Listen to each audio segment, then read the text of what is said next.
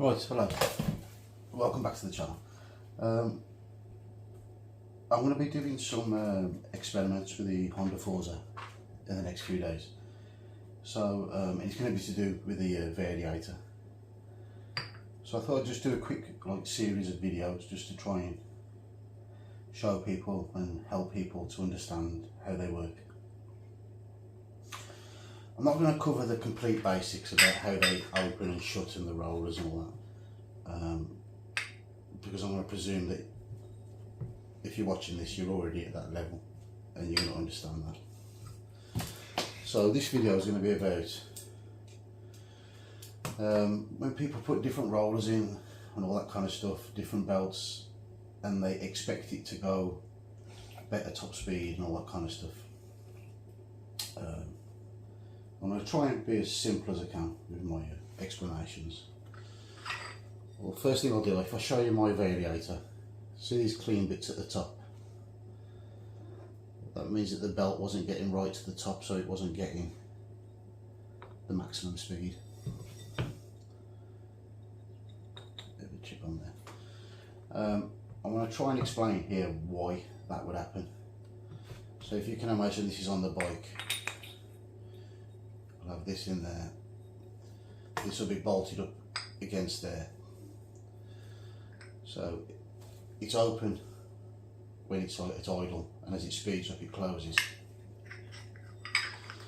So if it fully closed, alright, so that was fully closed.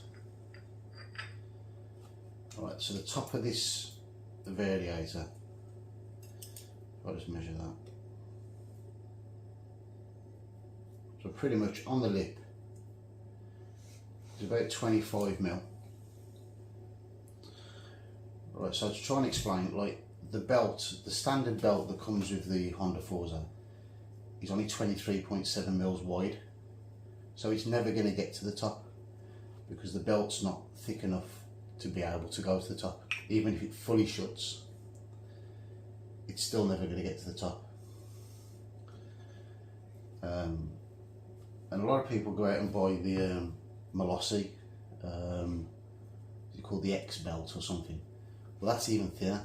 That's only 22.7mm, so it's 1mm narrower. So that's even going to be lower.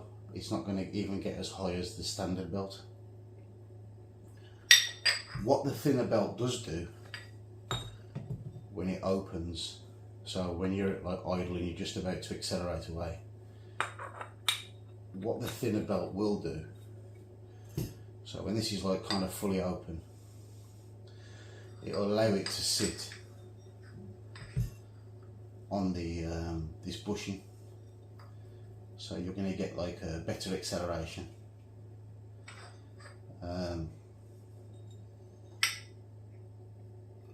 So yeah, that's kind of really all this video is going to be about today with this one. But I say I've got the DC parts modified Variator coming tomorrow, so it'll be interesting to see what the what the maximum width at the top here is on the modified one.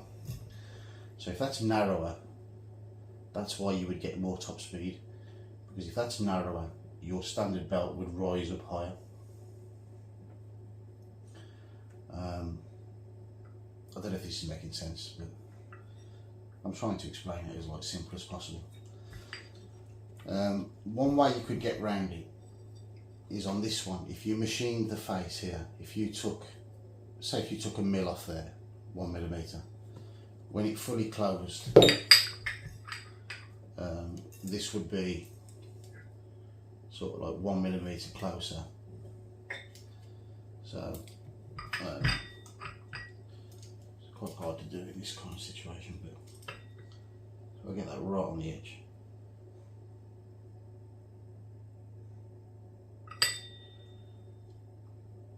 Okay, that's 24.3.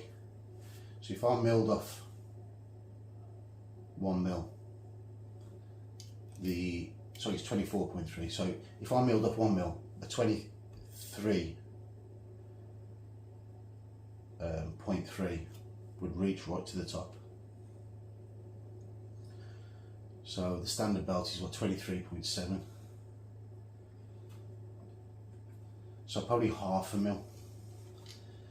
So if you milled off there just half a mil, your belt would rise up higher, and then you get more top speed. Another little tuning tip as well is when you put, so if you're after more, it's easier to get more acceleration out of a scooter than it is to get more top speed. If you're searching for more top speed, the only really way to get more top speed is just to get a bigger scooter, more power. But to get better acceleration, that's quite easy. I mean, one way to do it without like spending too much money is when you bolt it back together, if you put a shim across there, so when that's on the bike, if you put like a 0.5, if you're going to buy some shims as well, what you want a 23mm outside, you want a 15mm inside diameter. So it'll be an M5 shim, sorry, M15. With you don't want more than a 24mm outside, because then it'll be overlapping. It'll start chewing up your belt. But then when you put your belt on, because this will be wider apart, the belt will drop down lower. And I don't know, without putting this on the bike, I don't exactly know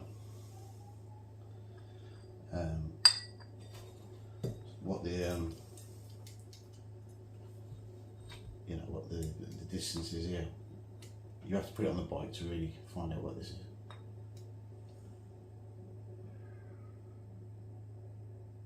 It's 14mm, but I mean that's not right.